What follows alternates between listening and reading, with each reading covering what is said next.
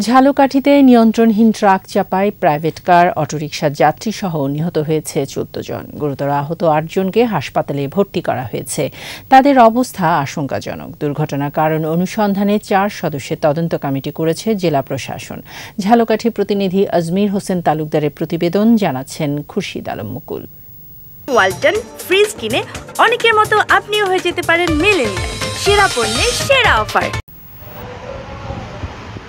মঙ্গলবার ফরিদপুরে সড়ক দুর্ঘটনায় ১৪ জনের মৃত্যুর রেশ না কাটতেই আবারও সড়কে ঝরল প্রাণ। বুধবার দুপুরে ঝালকাঠির গাবখান সেতু এলাকায় নিয়ন্ত্রণ হারিয়ে সিমেন্ট বোঝাই ট্রাক ধাক্কা দেয় অটোরিকশা, প্রাইভেট কার সহ বেশ কয়েকটি যানবাহনকে। চাপা পড়ে ঘটনাস্থলেই মারা যান ১১ জন। প্রত্যক্ষদর্শীরা জানান, টোল প্লাজায় দাঁড়িয়েছিল প্রাইভেট কার, অটোরিকশা সহ বেশ কয়েকটি যানবাহন। এ সময় একই দিক থেকে আসা ট্রাকটি নিয়ন্ত্রণ হারিয়ে যানবাহনগুলোকে চাপা দিয়ে রাস্তার পাশে উল্টে যায়।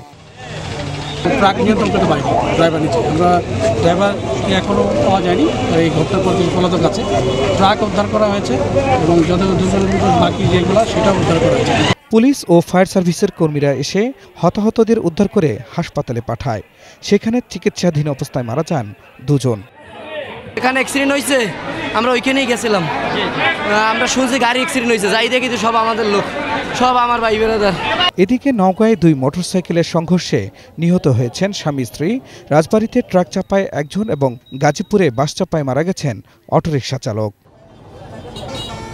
খুরশিদ আলম মুকুল, ২১ টেলিভিশন।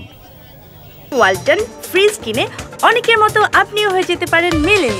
সেরা পণ্যের সেরা অফার।